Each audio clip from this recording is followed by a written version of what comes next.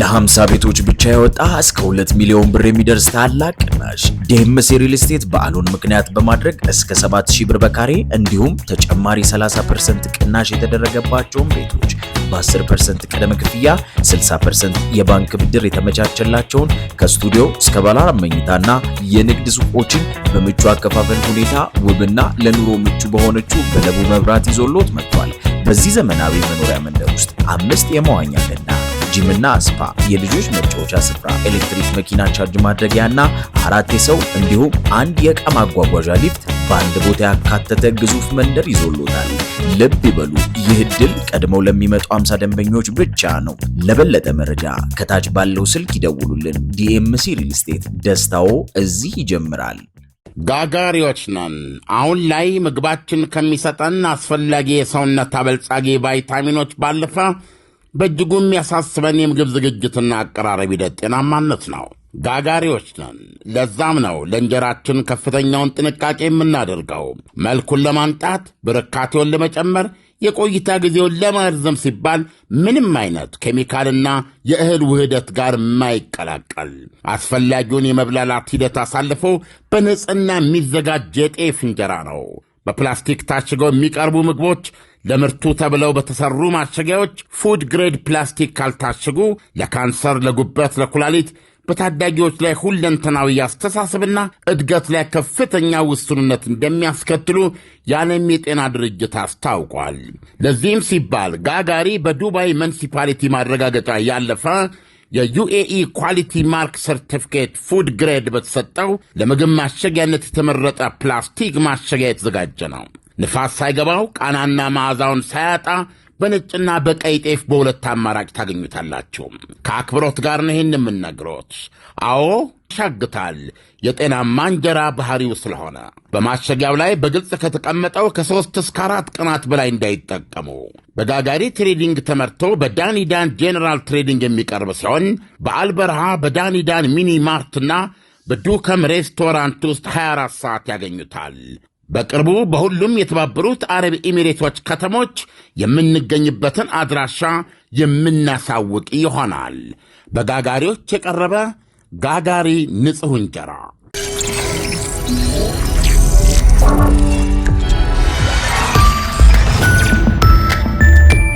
ይህ አዋዜ ሰበር ነው። ኢሳያስ እንደምናመሸም። እግዚአብሔር ይመስገን። ዓለም እንደምናመሸ። ዛሬ በካይሮ የግብፅ ውጭ ጉዳይ ሚኒስትር ባድር አብደላቲ ከአሜሪካው ምክትል ውጭ ጉዳይ ሚኒስትር ክሪስቶፈር ላንዳው ጋር ተገናኝተው ተወያይተዋል። በውይይታቸውም በተለያዩ የመካከለኛው ምስራቅና የዚህ የቀንዱ አካባቢ ጉዳይ ላይ አውርተዋል። እንደሚጠበቀው ግን የናይል ውሃ ጉዳይ ተነስቷል።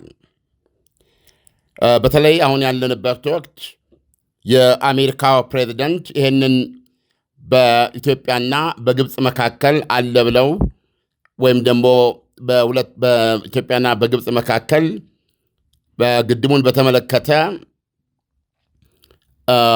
ፍጻሜ ላይ መድረስ ያልቻለ ድርድርን እኔ ሸመግላለሁ በሚል ማሳወቃቸው ይታወቃል። ይህንንም ያሳወቁት ለዓለም የኢኮኖሚ ፎረም ስብሰባ ስዊዘርላንድ ዳቮስ በሄዱበት ጊዜ ነበረ። ቀኑ ሮም ነበር የተጓዙበት እና ሐሙስ ወደ ሀገራቸው ተመልሰዋል። በዚህ መካከል ከዚህ ከዳቮሱ ስብሰባ ውጪ በቦታው ላይ ተገኝተው ለነበሩ ሀገራት የተባበሩት መንግስታት ድርጅትን ይተካል ብለው ያመኑበትንና አንዳንድ ቢሊዮን ዶላር የሚከፍሉ ሀገራት መሪዎች በቋሚ አባልነት የሚቀጥሉበት የሰላም ቦርድ አቸውን አስተዋውቀዋል እና የዚህ የሰላም ቦርድ ጉጉ አባል ለመሆን ፍቃዳቸውን ከገለጹ አንዱ ደግሞ የግብፁ ጄኔራል አልሲሲ ይገኝበታል። በወቅቱም አልሲሲ ቦታው ላይ ስለነበረ በጎን ከአሜሪካው ፕሬዚደንት ጋር በተነጋገረበት ወቅት ይህንን በኢትዮጵያና በግብፅ መካከል ያለውን ጉዳይ እንዲፈቱ አሸማጋይ እንዲሆኑ የጠየቀና ያስረዳበት አጋጣሚ ሆኗል። ከዛ በኋላ ዶናልድ ትራምፕ በተገኙ አጋጣሚ በሚሰጧቸው መግለጫዎች የኢትዮጵያንና የግብፅን የውሃ ጉዳይ ከግድቡ ጋር በተያያዘ እኔ ፈታለሁ የሚል አቋማቸው ብዙ እያነጋገረ እየተመለከትን ነው ኢሳያስ። እና ትልቁ ነገር እንደ አዋዜ እውቀት በጣም አስፈላጊ ነው። ያለ እውቀት የሚደረግ ትግል፣ ያለ እውነት የሚደረግ ትግል መጨረሻው አያምርም። ስለዚህ ይህ እውቀት ደግሞ በተዋረድ በእያንዳንዱ ኢትዮጵያዊ ደረጃ በቃሉ ሊናገረው ሊያብራራው የሚችል ነው ብዬ አምናለሁኝ። እኔ አንዳንድ ነገሮች ሲቀርቡ በተወሰኑ ሰዎች በሚባሉ በሊቃን ደረጃ ብቻ ግንዛቤ ተይዞበት የሚቀመጥ መሆን የለበትም። ተራው ሰው ይመለከተዋል። ተራ ሰውም ምንድን ነው ብሎ ማወቅ፣ መጠየቅ፣ መገንዘብ መቻል አለበት። ስለዚህ እኛ ይችን ክፍተት ለመሙላት ነው የምንፈልገው እና ዛሬ አንድ ነገር ለማስረዳት እንሞክራለን። ኢሳያስ ዛሬ ከግብፁ የግብፁ ውጭ ጉዳይ ሚኒስትር ከአሜሪካው ምክትል ውጭ ጉዳይ ሚኒስትር ጋር በተነጋገሩበት ኢትዮጵያን መረዳት ያለብን የግብፅ ፖሊሲ ተራ የስድብ ጉዳይ አለ የምንናገረው። አስነዋሪ የጉልበተኛነት በማንኛውም መንገድ ፋሺዝም የፈለጋችሁትን ስም ብትሰጡት ሊገለጽ የሚችል ዓይን ያወጣ የጉልበተኛነትና የሌብነት ተግባር መሆኑን አንዱ መገለጫ በተገኘው አጋጣሚ በአሻጥር በደባ ደባ እውነት አይደለም። አሻጥር እውቀት አይደለም። አሻጥር ዘላቂ መፍትሄ አያመጣም። ደም ማፍሰስ ሰላምን አያረጋግጥም። ማንም የጊዜ አሸናፊ አይደለም።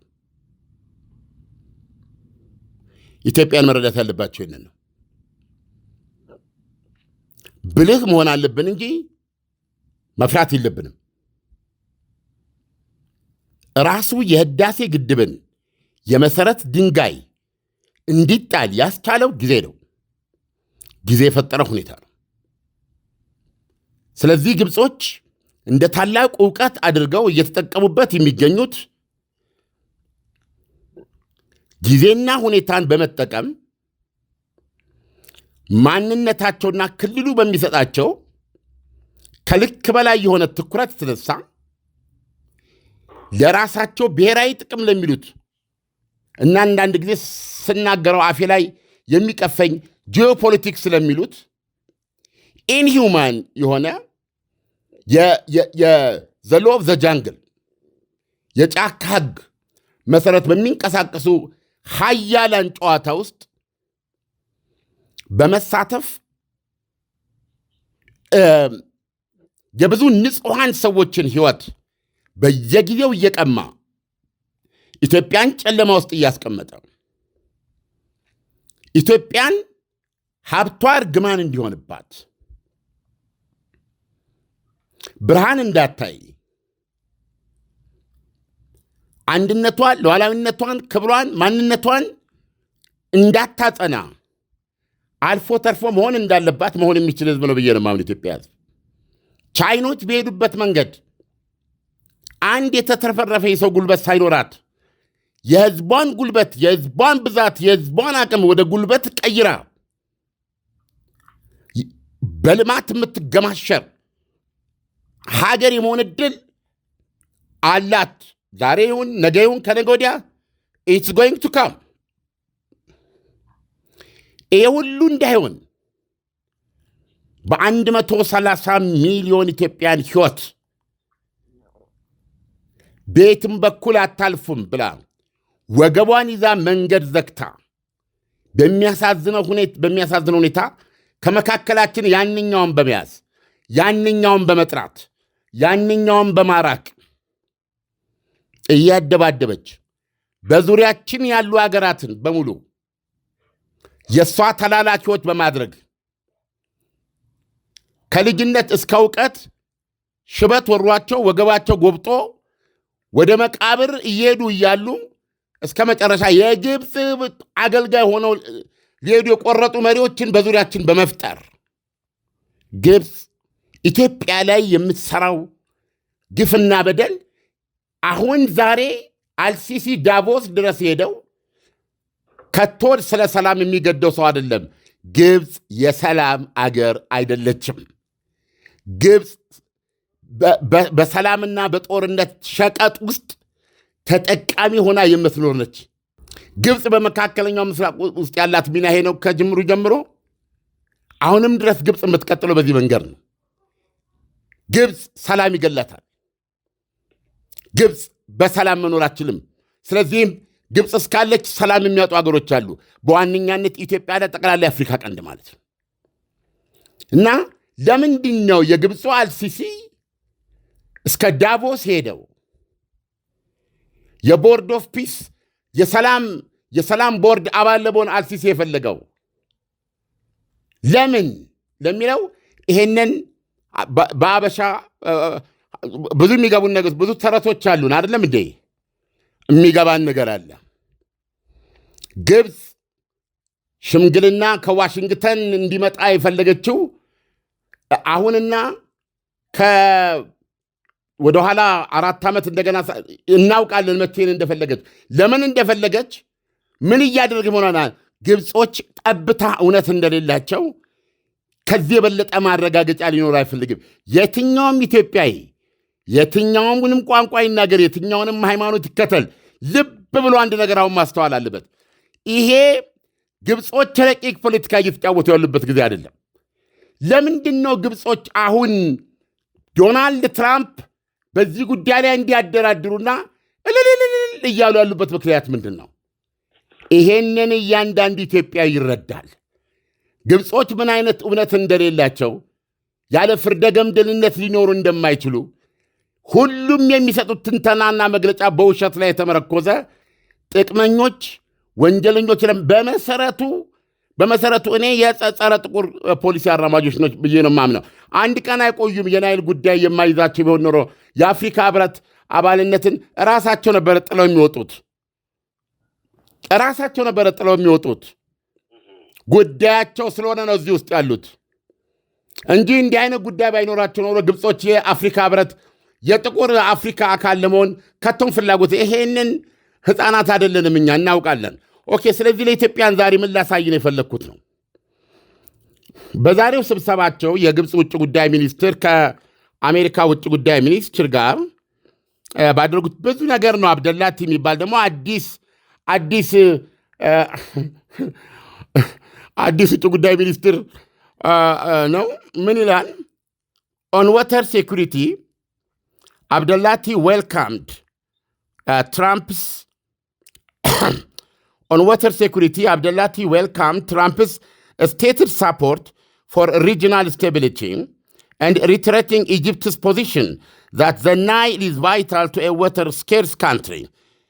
He said Egypt remain open to cooperative action with Nile basin states under international law, while rejecting unilateral measures. ባጭሩ ምን ማለት መሰለ ኢሳያስ፣ እዚህ ውስጥ ትልቁ ነገር በእልልታ ተቀብለናል። ፕሬዚደንት ዶናልድ ትራምፕ ለክልላዊ መረጋጋት ሲባል ለዚህ ለሆርን ኦፍ አፍሪካ እስከ መረጋጋት ሲባል ያው ሽምግልናቸውን ኦፈር አድርገዋል። ይህም በደስታ እንደሚቀበል የግብፅ አቋም ደግሞ ናይል ለግብፅ እንደ ነፍሷ የሚያስፈልግ መሆኑን፣ ግብፅ ደግሞ ውሃ የለሽ አገር መሆኗን ይገልጻል። እና ግብፅ ይሄም ሆኖ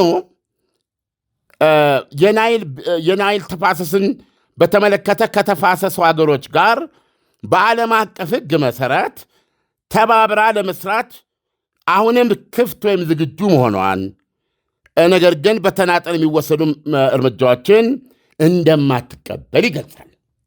አሁን አንድ ኢትዮጵያዊ ወንድሜና አንድ ኢትዮጵያዊ ወገኔ እንዴ እዚህ ጋር እኮ ግብጾች የሚሉት ከናይል ተፋሰስ ሀገሮች ጋር በዓለም አቀፍ ሕግ መሰረት ተባብራ ለመስራት ትፈልጋለች ይላል አይደለም እንዴ? ስለዚህ አሁን እዚህ ጋር ምንድን ነው ኃጢአቷ? ለመተባበር እኮ ፈልጋለሁ ብላለች፣ በዓለም አቀፍ ሕግ እገዛለሁ ብላለች ይላል አይደለም? አዎ። እንደዚህ አይነት ነገሮች ናቸው ማብራሪያ የሚያስፈልጋቸው። እንደዚህ አይነት ነገሮች ነው ምሁራኖቻችን በተለይ በውሃ ጉዳይ ላይ ትልቅ አስተምሮ ያላቸው በተገኘው መድረክ ላይ እየሰባበሩ እንደኔ ላሉ ኢትዮጵያውያን እንዲገባ አድርገው መናገር አለባቸው። እኛ ዛሬ ገባን እንሞክራለን። ስለዚህ ግብፅ የዓለም አቀፍ ሕግን ተከትላ ለመተባበር ከተዘጋጀች ምንድን ነው ኃጢአቷ? ስለዚህ የዓለም አቀፍ ሕግ ምንድን ነው የሚለው? የዓለም አቀፍ ሕግ ወደ ውስጥ ገብተህ ስታየው የሄልሲንኪ የምንትሴ እያሉ ይሄ ድንበር ተሻጋሪ ወንዞችን በተመለከተ የአጠቃቀም ሕጎች አሉ። አንድ ነገር ከመሃሉ አውጣ ብትለኝ ሁሉም የሚደጋግሙት አንድ ነገር ነው። በአንድ ድንበር ተሻጋሪ ውሃ ከመነሻ እስከታች አልፎ በሚሄድባቸው ቦታ ያሉ አገራት ውሃውን ተመጣጣኝ እና ምክንያታዊ በሆነ መንገድ እንዲጠቀሙ ግድ ይላል። ያንን ውሃ ሲጠቀሙ ሌላው ላይ የከበደ ጉዳት አለማድረሳቸውን ማረጋገጥ አለባቸው ይላል። እየተከተልከኝ ነው ኢሳያስ? ኦኬ። ኢትዮጵያ ውሃዋን ስትጠቀም የውሃው ተፋሰስ ሀገሮች 11 ናቸው። 11ዱ ግብፅ አንዷ ነች። ስለዚህ የኢትዮጵያ ውሃ አጠቃቀም እነዚህ ሀገሮች ላይ ከባድ ጉዳት ማያስከትል መሆን አለበት። በሌላ አነጋገር ሁሉም አንዱ ለሌላው እየተሳሰበ ምንድነው የሚባለው ተመጣጣኝ በሆነ መልኩ እንዳለው አስተዋጽኦ አጠቃቀሙን በዛ መጠን ይሁን የሚል ነው። ኦኬ። ስለዚህ ታዲያ ግብፅ ኢትዮጵያ በውሃ መጠቀሟን አልቃወምም፣ ነገር ግን ሲግኒፊካንትሊ ሃርም እንድታደርገኝ አልፈቅድም ነው። ወይም በሌላ አነጋገር ግብፅ ውሃ የለሽ አገር ናት፣ የውሃ እጥረት ያለት አገር ናት። ዛሬ ደግሞ 98% ብሎታል። በቀደም የሰራው ዜና ላይ 97 ብሎታል። ነገ 100 በመቶ ይላሉ። ከግብጾች ጋር የጠራ መረጃ ማግኘት አትችልም። በቁጥር ይጫወታሉ። ምሬትና ብሶት ተጎጂነትን አንሰራፍተው በመናገር ኢትዮጵያ ቶታሊ እንዳታይ አድርጓል። እና ምንድን ነው የሚሉት እንግዲህ ዓለም አቀፍ ሕግ ይህንን ይላል። ስለዚህ ወይም ደግሞ ገዢያቸው ጄኔራሉ ብዙ ጊዜ አንድ ጠብታ ውሃ ብትቀነስ ገለመሌ ይላል። አሁን የመጣብህ ጉድ ምንድን ነው? የሚተኩሰው መሳሪያ፣ የሚታጠቀው ዝናር፣ የሚደግፈው ዲፕሎማሲ፣ የሚያራምደው ፖለቲካ፣ የሚሰጠው ሽፋን በሙሉ በምዕራባውያን በዩናይትድ ስቴትስ አሜሪካ ነው። ይሄ በዚህ ላይ እንዳለ ነው ዛሬ ወደ ዋይት ሃውስ የምንጠራው። እንዲህ ያለ ሰው እንዲህ ያለች ሀገር ፍትህ እንዲበየንላት፣ እንደ ኢትዮጵያ ያለች ሀገር ደግሞ የበደል የደባ የሴራ ኢላማ የሆነች ሀገር ደግሞ እንደ በዳይ ተቆጥራ ሊፈረድባት እየተጠራች ያለችው ማለት ነው። ስለዚህ አሁንም ግልጽ ያደረግኩት ነገር የለም። ስለዚህ ግብፅ ምንድን ያለችው? በዓለም አቀፍ ሕግ መሰረት ነው ያለችው። ዓለም አቀፍ ሕግ ደግሞ አሁን ያልከውን ይላል። ስለዚህ ይህን ምን ማለት ነው? ይሄ የዓለም አቀፍ ሕግ በእኩያ አገሮች መካከል የሚሰራ ነው።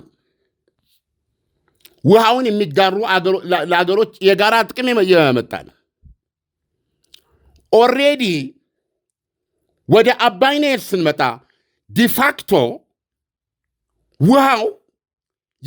ውሃውን የግብፅና የሱዳን ያደረገ የፈረንጅ 1959 የቀኝ ግዛት ስምምነት አለ።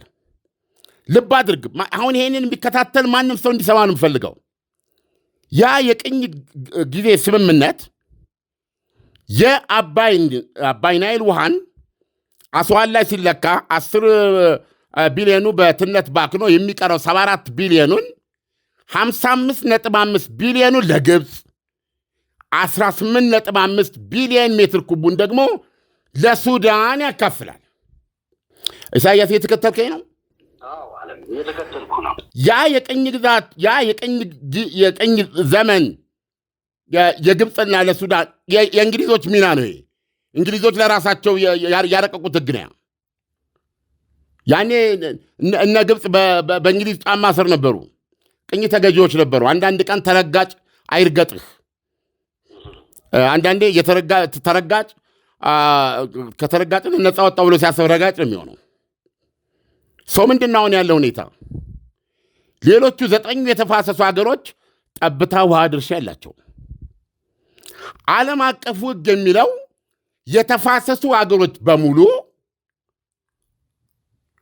አንዱ ሌላውን ሳያሳጣው በተመጣጠነ መልኩ በመተሳሰብ ሪዝነብል፣ በምክንያታዊነት ኢኩዊቴብል እንደፈለክ ሳይሆን ለውሃው እንዳለ አስተዋጽኦ ይጋሩት ነው የሚለው አይደለም። በዚህ መሰረት እስካሁን ድረስ በታሪክ በ11 ሀገሮች መካከል የተደረሰ ስምምነት የለም ኢሳያስ። ስለዚህ ምንድን ነው የተደረገው? ኢትዮጵያ የህዳሴ ግድብን ሰርታለች። የህዳሴ ግድብን ስንሰራ ግድብ ነው፣ ውሃውን ያቁትና የኤሌክትሪካል አመንጭቶ ይፈሳል። የውሃውን ፍሰት ወይም የታችኞቹ ሀገሮች የሚያገኙትን የውሃ መጠን አይቀንስም። ነገር ግን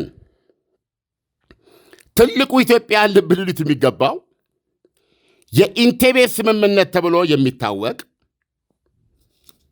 ወይም ኮኦፕሬሽን ፍሬምወርክ ኦፍ አግሪመንት ተብሎ የሚጠራ የአባይ ናይል ውሃን የተፋሰሱ ሀገሮች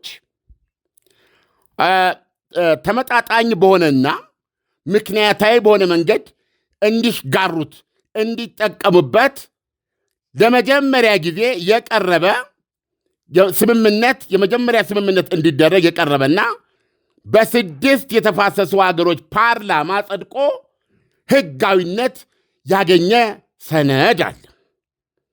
ኢሳያስ እየተከተልከኝ ነው? ይህንን ሰነድ ከፈረሙት ውስጥ ኢትዮጵያ አንዷ ናት። ሌሎቹ ብሩንዲ፣ ታንዛኒያ፣ ሩዋንዳ፣ ዩጋንዳ ይገኙበታል። ኦኬ፣ እነ ኬንያ የመሳሰሉት አልፈረሙም። ነገር ግን እነዚህ 6ቱ መፈረማቸው በፓርላማቸው መፈረማቸው ሕጋዊ አድርገዋል፣ ሕጋዊነት ሰጥቶታል። አሁን የታችኞቹ ተፋሰስ ሀገሮች የምንላቸው ግብፅና ሱዳን ኖ አዲስ ስምምነት ላይ አንፈርምም አሉ። አድማጮች እዚህ ላይ አስተያየታችሁ ማንበብ ፈልጋል። ልብ አድርጉ። አንፈርምም አሉ። ለምንድን ነው የማትፈርሙ ሲባሉ አይ እኛ በፊት የታወቀ ስምምነት አለ፣ በሱ ነው የምንገዛው አሉ። የቱ ስምምነት ስትላቸው ይሄ በ59 ዓመተ ምህረት ያለው የአባይ ናይል ውሃን ለእኔና ለግብፅ የሚያካፍለው የቅኝ ገዢዎቹ ስምምነት ማለት ነው። ምንም በለው ይሄ ስምምነት ውሃውን የግብፅና የሱዳን የሚያደርግ ነው። አይናቸውን በጨው ታጥበው ግብፃዊናን በጨው ታጥባ እኮ ብትለው ውሃውንማ ወስጄዋለሁ፣ ለእኔ ተሰጥቶኛል፣ ታሪክ ሰጥቶኛል። እንዴት ነው ታሪክ የሚሰጥሽ? በቃ እንደዚህ ነበራ ስንጠቀም የቆየ ነው። የታባክ ነበርክ እስከ ዛሬ ድረስ? የታባክ ነበርክ እስካሁን ድረስ? እስከ ዛሬ እኮ ስጠጣው ከረብ ስጠቀምበት እኮ ቆየው። አሁን ምን አባክ ነው መሰጠ? እያንዳንድ እንደውም ያንሰኛል። ዘንድሮ ምን አያችሁ? ስለዚህ ውሃው የኔ ነው። ሱዳንን ለአመል ታካፍላለች ማለት ነው። እንደውም ይህስ ቢሆን መች በቃኝ፣ አሁንም ከፍተኛ የውሃ እጥረት አለብኝ እያለች ነው የምትናገረው ለዓለም። ጨው እያጣራው ነው የምጠቀመው፣ እንዲህ እያደረግኩ ነው ትላለች። ማንኛውም የኢትዮጵያ ሕዝብ ሊያውቀው የሚገባው ነገር ነው። አሁን ጊዜ መጣ ማለት ነው። አየህ፣ የላይኞቹ ተፋሰስ ሀገሮች አይናቸው እየተገለጠ መጣ። አይናቸው እየተገለጠ ሲመጣ በታሪክ ረጅሙና ውሃና አፈር ቀላቅሎ ህይወት ይዞ ወደ 7000 ኪሎ ሜትር የሚጓዝ ታሪካዊ የስልጣኔ ዳርቻው የሰው ልጅ የስልጣኔ መነሻ የሆነው አባይ የሚመነጭባት የሚጎርፍባት ኢትዮጵያ አንድ ባሊ ውሃ አልተፈቀደለትም። ስለዚህ ምን አደረገው? የተፋሰሱ ሀገሮች ኖ የዓለም አቀፍ ሕግ እኮ የሚለው ኢኩዊቴብል ኤንድ ሪዝነብል የሆነ አጠቃቀም ነው አይደለም የሚለው። ስለዚህ ወደዚህ መምጣት አለብን። አሁን እስከ ዛሬ ለጠጣችሁት ደም ጠጡ አላልናችሁም። ታስቦ ይከፈለን አላልናችሁም። እኛ ለተራቆትንበት በድርቅ ላለቅንበት እንደዚህ አድርጉ የሞራል ግዴታ አለባችሁ አላልንም።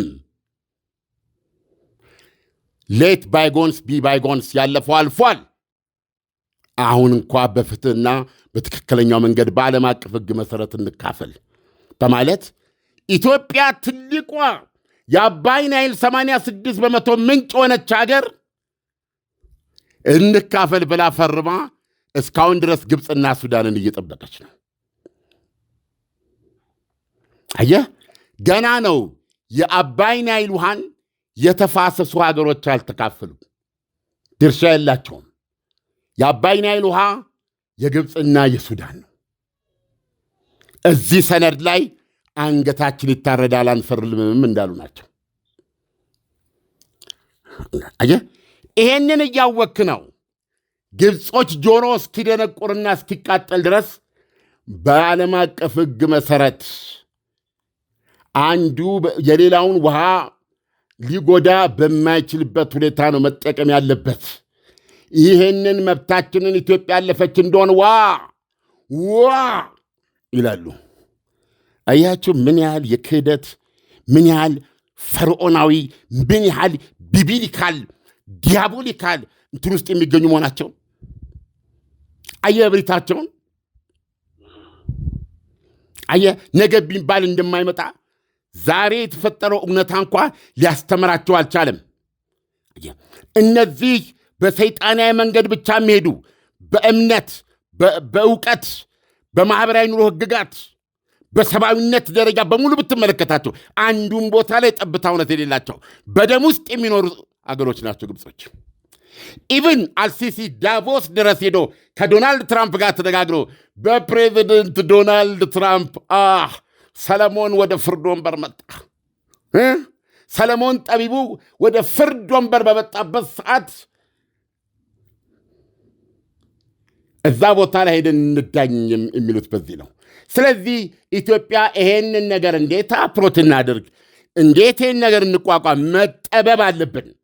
እንደ መንግስት፣ እንደ ሀገር፣ እንደ ዜጋ አቅም አለን። በተናጠል በህብረት ብዙ አቅምና ድምፅ ያላቸው እነዚህ የማህበራዊ ሚዲያ ድምፆች አሉ ነው የምለው እኔ። እነሱ ጋር መድረስ አለብን።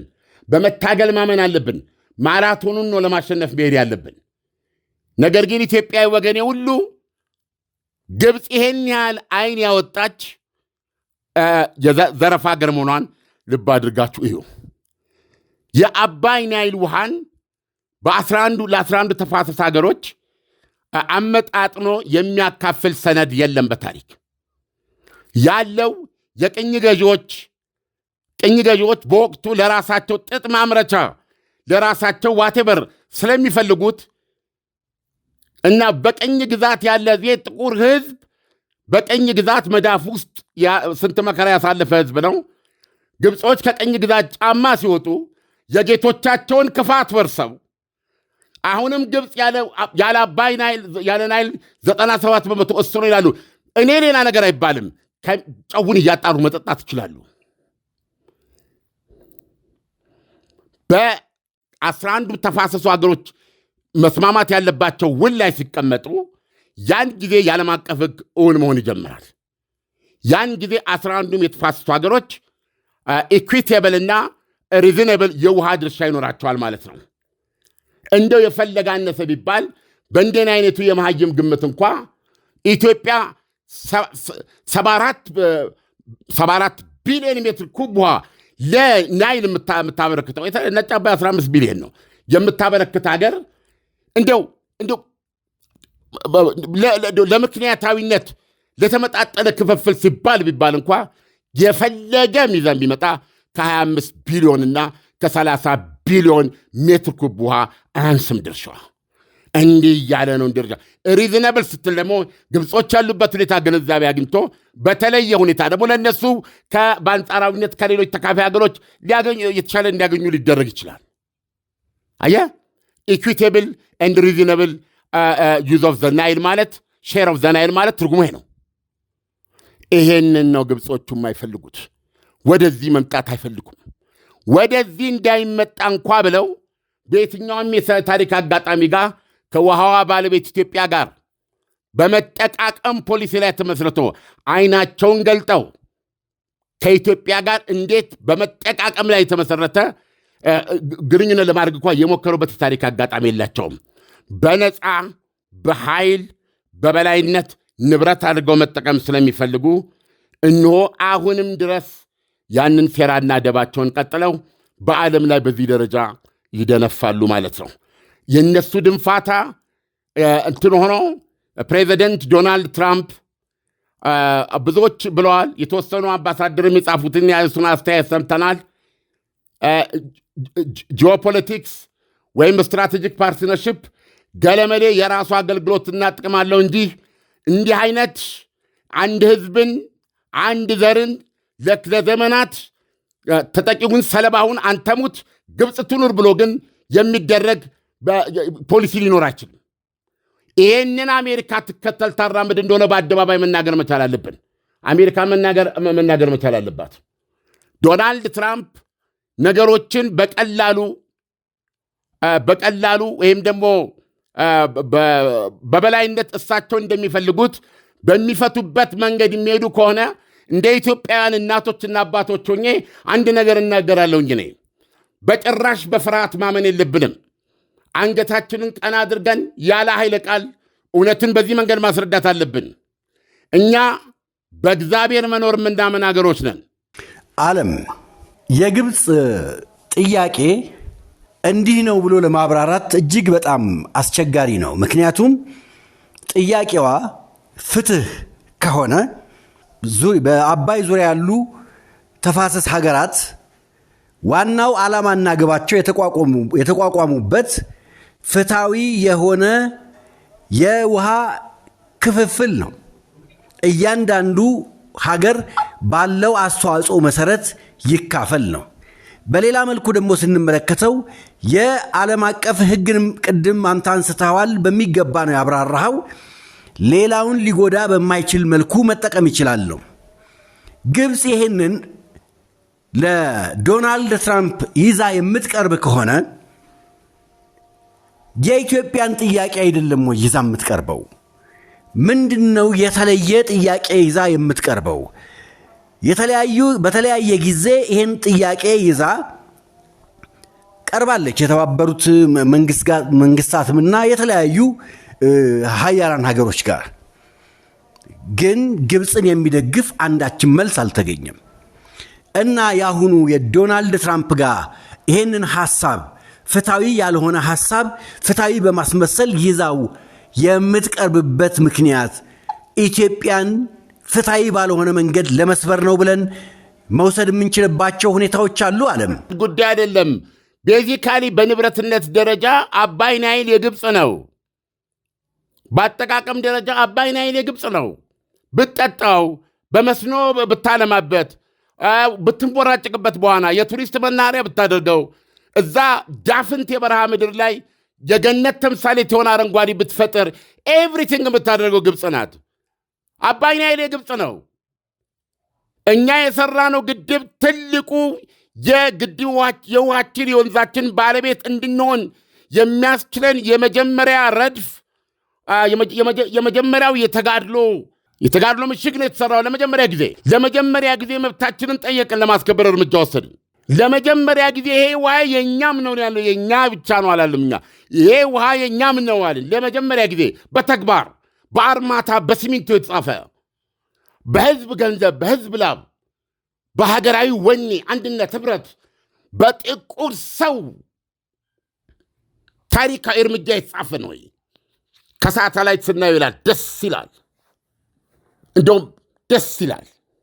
ለመጀመሪያ ጊዜ በታሪክ አየህ፣ የሌባ አይነ ደረቅ መልሶ ልብ አድርቅ ይበል። ማንኛውም ሰው ግብፃዊ ሰው በምታይበት ጊዜ ጥላቻ አይደለም በማስተምረው እንዲህ አይነት ቀሊሎች መሆናቸውን፣ እንዲህ አይነት የሌባ አይነ ደረቅ መሆናቸውን፣ እንዲህ አይነት ፍትህ እንዳይበየን መከራ በዚህ በአፍሪካ ቀንድ ላይ ዘላለማዊ ጣፈንታ ሆነው እንዲቀጥል የሚንቀሳቀሱ ጸረ ጥቁር የሆኑ ህዝቦች ናቸው። እኔ እስካሁን ድረስ በስተት ካለ ለእኔ ይላኩልኝ የሚያቁኝ ሰዎች። አንድ እብድ ግብፃዊ ምሁር ይሄ ነገር እኮ በዚህ መንገድ መታየት አለበት ብሎ እንደ ወደ ትክክለኛው አቅጣጫ ለመጻፍ የሞከረ የደፈረ ካለ አንገቴን እሰጣለሁ። የለም። እሱ ብቻ አይደለም የሚገርም፣ የአረብ ሊግ ግብፅ ጽፋ የሰጠችውን አያነብም። በዘረኛነት የአረብ ጥያቄ ስለሆነ የአረብ አስተሳሰባቸው የአረብ ባህር፣ የአረብ ውቅያኖስ፣ የአረብ እንትን ይላሉ። ያሳዝናል። ኢሳያስ መካከለኛው ምስራቅ እግዚአብሔር ራሱን የገለጠበት ፊቱን የገለጠበት ምድር ነው። እነሱ ጋር ሃይማኖት እንኳ መንፈሳቸውን አይገዛው። በጣም የሚያሳዝን ነው። ዓለም እንግዲህ ከዶናልድ ትራምፕ ኢትዮጵያ ምንድን ነው ልትጠብቅ የምትችለው? ከዶናልድ ትራምፕ ኢትዮጵያ ሌላ መንገድ ጠፍቶ የግድ ዶናልድ ትራምፕ ጋር ጉዳዩ መቅረብ ካለብን የምንቀርበው የምንለውጠው ነገር የለም። ዶናልድ ትራምፕ የአሜሪካንን ጥቅም ለማስጠበቅ አንዳንዶቹ ከግብፅ ጋር ያላት ስትራቴጂ ምናምን የኢትዮጵያ ጉዳይ ትመለከታትልም ነው። እኛ ውሳኔውን አንወስንም፣ ሁኔታችንን ግን አንለቅም። የምናስረዳው ምንድን ነው? ግብፅ ውሃዬ እንዳይቀንስብኝ ምናምን ጌታዬ፣ የአባይ ናይል ውሃ እኮ እስካሁን ድረስ ግብፅ በባለቤትነት ትጠቀምበታለች እንጂ ሌሎቻችን አንድ ጣሳ የመውሰድ መብት የለንም እያልን ያለነው እኛ የኤሌክትሪክ ኃይልን ያመነጨ ነው። ግድቡ የእነሱን ውሃ አይነካም። ከቻሉ በስልጣን ዘመኖ ይምጡና ግድቡ ላይ ማየት የሚፈልጉትን ይዩ። 24 ሰዓት እግራችን እስኪንቀጠቀጥ ቆመን በተግባር ባይኖ እናሳየዎታለን። ቢፈልጉ ከዚህ ከኢትዮጵያ አንስተው ናይልን ተከትለው እስከ ግብፅ ይብረሩ። እንዲህ አይነት ነገር የለም። አሁን እየቀረበሎት ያለው ጉዳይ ግብፅ የምትሎት በቅኝ ግዛት ዘመን ሀያሎች ለራሳቸው ጥጥ ማምረቻ እንግሊዞች ለራሳቸው እንትን ይመቻቸው ወንዙን የራሳቸው ያደረጉበት ሱዳንና ግብፅ የእንግሊዝ ቅኞች ነበሩ። ቤዚካሊ እንግሊዝ አባይ ናይል ውሃን የራሱ ያደረገችበትን ሕግን ውል ወርሰው ነው የእኛ እንደሆነ ይቀጥል። በዓለም አቀፍ ሕግ የተቀመጠውም የተፋሰሱ ሀገሮች በሙሉ ይህን ወንዝ ኢኩዊቴብልና ሪዝናብል በሆነ መንገድ መጠቀም ይችላሉ፣ መጠቀምም አለባቸው ያለውን ተግባራዊ ማድረግ እንጀምር። ስለዚህ በታሪክ ለመጀመሪያ ጊዜ እስካሁን የተጠቀማችሁት ቀርቶ አሁን 6 የናይል ተፋሰስ ሀገሮች ይፈርሙበታል። ግብፅ እሱ ላይ ትፈርምና ተሰባስበን ቢፈልጉ ይሄን ውሃ እንዴት እንካፈል በሚለው ጉዳይ ላይ እርሶም ማሳብ ስጡ፣ አሜሪካ ማሳብ ትስጥ። የግብፅን በአንጻራዊነት ያለባትን የውሃ እጥረት ግምት ውስጥ ያስገባ፣ የኢትዮጵያን የውሃ ባለቤትነት 86% ምንጭ መሆኗን ግምት ውስጥ ያስገባ።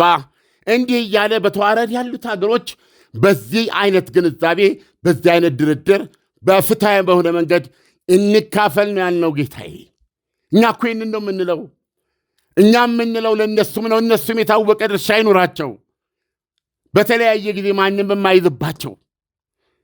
እኛም የታወቀ ድርሻ ይኑረን።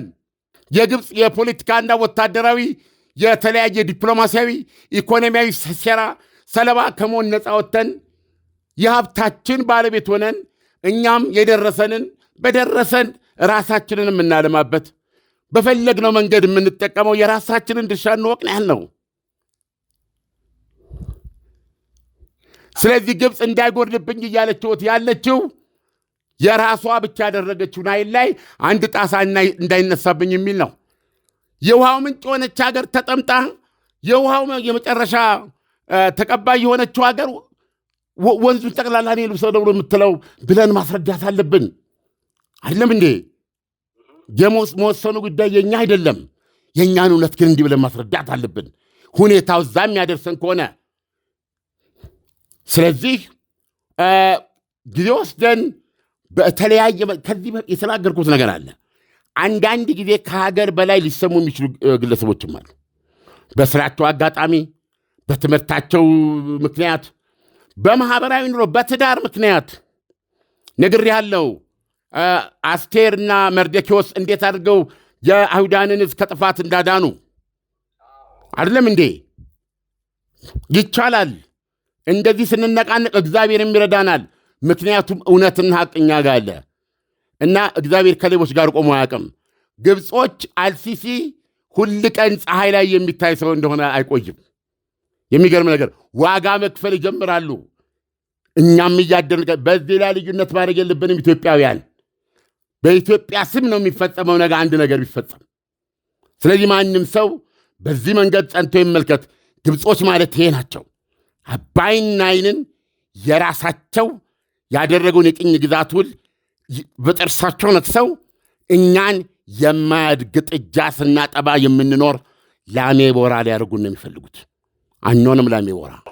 ዓለም አሁን መቼስ እያንዳንዱ ኢትዮጵያዊ አባይን በተመለከተ ለዓለም ሕዝብ ሊያሳውቅ የሚገባው ሊናገር የሚገባው መልእክት አለ ብለን ብናስብ ለሚዲያ ሰዎች፣ ለሶሻል ሚዲያ ሰዎች የምታስተላልፈው መልእክት ይኖር ይሆን? ዓለም አዎ፣ ማናችሁም ኢትዮጵያውያን ባላችሁበት ቦታ ባላችሁ አቅም ትንሽ አስተዋጽኦ ማድረግ ትችላላችሁ።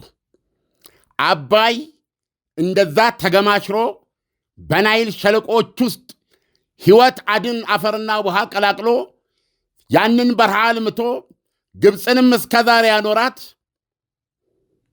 ከቢኮሎ አባይ ነው የሚነሳው። ከአንዲት ምንጭ ነው ከአገው ምድር የሚነሳው። ጣና ላይ ነው ተባብሮ የሚወጣው። እያንዳንዷ ጠብታ ጎርፍ ይወጣታል። እኔ የማረገው አስተዋጽኦ ትርጉም የለውም አትበሉ። ዱኢት በቻላችሁ መንገድ በገባችሁ መንገድ የትም አገር ሁኑ። እግዚአብሔርና እውነት ከኛ ጋር ነው። ጨርሰ ኢሳያስ። ዓለም ለትንታኔው ከወዲሁ አመሰግናለሁ። እጅግ በጣም በሚገርም መልኩ ነው ያስቀመጥከው። እኔ እያንዳንዱን ያንተን ንግግር ስሰማ ዋን ማን ሾው ድራማ የማይ እስኪመስለኝ ድረስ ነው የተሰማኝ። ዓለም መልካም ምሽት ይሁንልህ። መልካም ምሽት ኢሳያስ። ለ50 ቤቶች ብቻ የወጣ እስከ 2 ሚሊዮን ብር የሚደርስ ታላቅ ቅናሽ ዴምስ ሪል ስቴት በዓሉን ምክንያት በማድረግ እስከ 7000 ብር በካሬ እንዲሁም ተጨማሪ 30% ቅናሽ የተደረገባቸውን ቤቶች በ10% ቅድመ ክፍያ 60% የባንክ ብድር የተመቻቸላቸውን ከስቱዲዮ እስከ ባለ 4 መኝታና የንግድ ሱቆችን በምቹ አከፋፈል ሁኔታ ውብና ለኑሮ ምቹ በሆነችው በለቡ መብራት ይዞሎት መጥቷል። በዚህ ዘመናዊ መኖሪያ መንደር ውስጥ 5 የመዋኛ ገንዳ፣ ጂምና ስፓ፣ የልጆች መጫወቻ ስፍራ፣ ኤሌክትሪክ መኪና ቻርጅ ማድረጊያና 4 የሰው እንዲሁም 1 የዕቃ ማጓጓዣ ሊፍት በአንድ ቦታ ያካተተ ግዙፍ መንደር ይዞሎታል። ልብ ይበሉ፣ ይህ ዕድል ቀድመው ለሚመጡ 50 ደንበኞች ብቻ ነው። ለበለጠ መረጃ ከታች ባለው ስልክ ይደውሉልን። ዲኤምሲ ሪል ስቴት፣ ደስታው እዚህ ይጀምራል። ጋጋሪዎች ነን። አሁን ላይ ምግባችን ከሚሰጠን አስፈላጊ የሰውነት አበልጻጊ ቫይታሚኖች ባለፈ በእጅጉ የሚያሳስበን የምግብ ዝግጅትና አቀራረብ ሂደት ጤናማነት ነው። ጋጋሪዎች ነን። ለዛም ነው ለእንጀራችን ከፍተኛውን ጥንቃቄ የምናደርገው። መልኩን ለማምጣት፣ ብርካቴውን ለመጨመር፣ የቆይታ ጊዜውን ለማርዘም ሲባል ምንም አይነት ኬሚካልና የእህል ውህደት ጋር የማይቀላቀል አስፈላጊውን የመብላላት ሂደት አሳልፎ በንጽህና የሚዘጋጅ የጤፍ እንጀራ ነው። በፕላስቲክ ታሽገው የሚቀርቡ ምግቦች ለምርቱ ተብለው በተሰሩ ማሸጊያዎች ፉድ ግሬድ ፕላስቲክ ካልታሸጉ ለካንሰር፣ ለጉበት፣ ለኩላሊት በታዳጊዎች ላይ ሁለንተናዊ አስተሳሰብና እድገት ላይ ከፍተኛ ውስንነት እንደሚያስከትሉ የዓለም የጤና ድርጅት አስታውቋል። ለዚህም ሲባል ጋጋሪ በዱባይ ሙኒሲፓሊቲ ማረጋገጫ ያለፈ የዩኤኢ ኳሊቲ ማርክ ሰርቲፊኬት ፉድ ግሬድ በተሰጠው ለምግብ ማሸጊያነት የተመረጠ ፕላስቲክ ማሸጊያ የተዘጋጀ ነው። ንፋስ ሳይገባው ቃናና መዓዛውን ሳያጣ በነጭና በቀይ ጤፍ በሁለት አማራጭ ታገኙታላችሁ። ከአክብሮት ጋር ነው ይህን የምነግሮት። አዎ ያሻግታል፣ የጤናማ እንጀራ ባህሪው ስለሆነ። በማሸጊያው ላይ በግልጽ ከተቀመጠው ከ3 እስከ 4 ቀናት በላይ እንዳይጠቀሙ። በጋጋሪ ትሬዲንግ ተመርቶ በዳኒዳን ጄኔራል ትሬዲንግ የሚቀርብ ሲሆን በአልበርሃ በዳኒዳን ሚኒ ማርትና በዱከም ሬስቶራንት ውስጥ 24 ሰዓት ያገኙታል። በቅርቡ በሁሉም የተባበሩት አረብ ኤሚሬቶች ከተሞች የምንገኝበትን አድራሻ የምናሳውቅ ይሆናል።